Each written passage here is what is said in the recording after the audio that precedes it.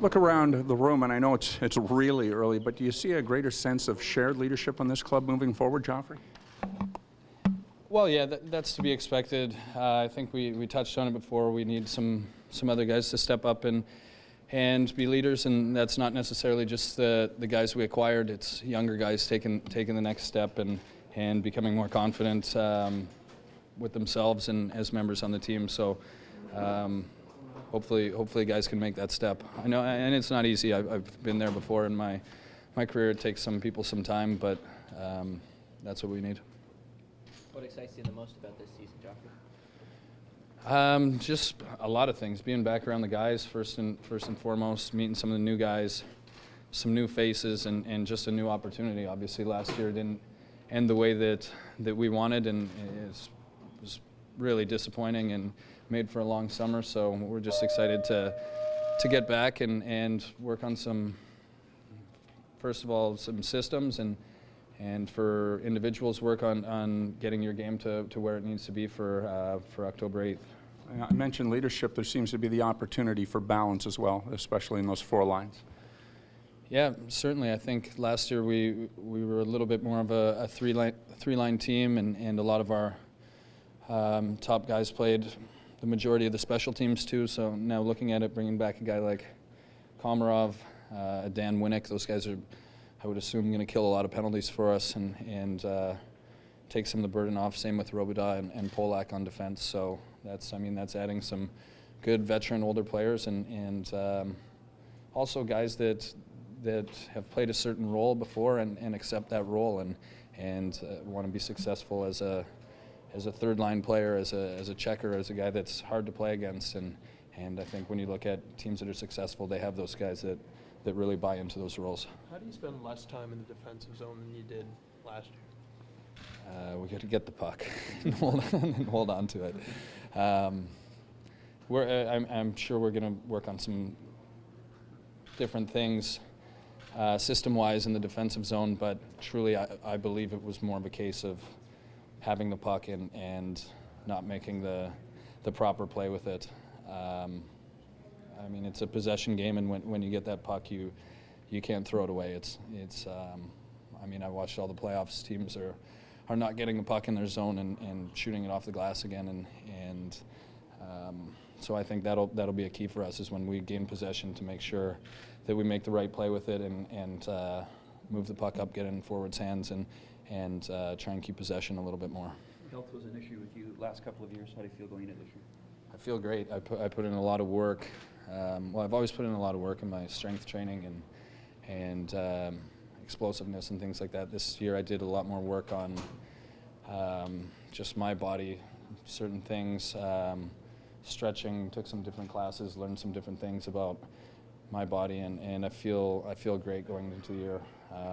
Obviously there's always potential for those injuries that are bad luck, but for me, I don't want any injuries that are muscular. Last year I had a groin strain and then a knee problem that I kind of tried to push through till the end of the year and ended up needing surgery. So hopefully I can take care of myself a little better and avoid those injuries. I mean, other stuff is going to happen from time to time. You get hit, you break a bone, whatever, that's part of it. But I don't want to have any of those other injuries where I'm left thinking, what could I have done better personally to not miss games. Get to March as you did last year, but with a little more gas in the tank as a club, I guess. Certainly, I think that was pretty apparent down the stretch that we didn't quite have the energy it required down the stretch, and other teams did. And we touched on it before, but I think having a little more depth and a little more balance up and down the lineup will certainly help that. You mentioned long summer, which is obvious, but can you just describe how you went through the process of getting over this thing of how it ended last season, and can you forget about it?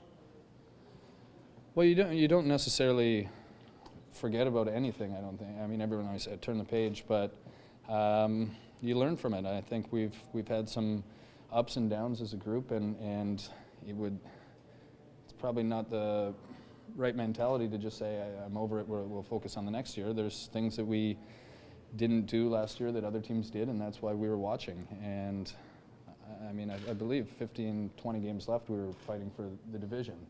And then a month later, you're watching teams play that you felt like you were probably better than for the most part of the year. So I think it would probably be a mistake to say last year's last year and there's nothing you can take from it. But that being said, it is a new year, and everyone has a clean slate, whether you were on the first line last year or whether you're with the Marlies. It's going to be a competition for jobs and spots in the lineup, and I think that makes for a healthy training camp. You mentioned the depth, and how does that competitiveness make you a better team when you have roster battles and stuff throughout camp for those roster spots?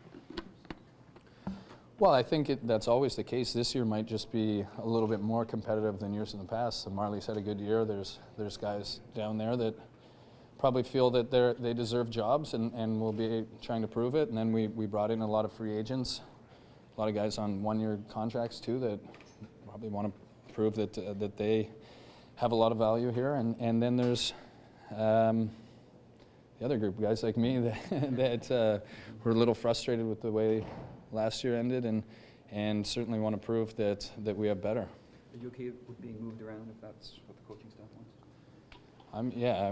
It's fine with me. We'll do whatever's necessary, and whether it's any forward position, I feel like I'm comfortable going up and down the lineup, and whatever they ask of me, I'll be ready to deliver. Joffrey, we've seen the front office obviously shift towards analytics a little bit. How much attention do you pay, personally as a player, to things like advanced stats? Zero. It's certainly a tool that is probably great for management and coaching staff evaluating players and ups and downs throughout the season. But I mean, as a player, if you start thinking about if that gets in your mind when you're on the ice, that's probably not a good thing. So it's you go out and play the way you've grown up playing, the way the coach asks you to play, and play to your strengths.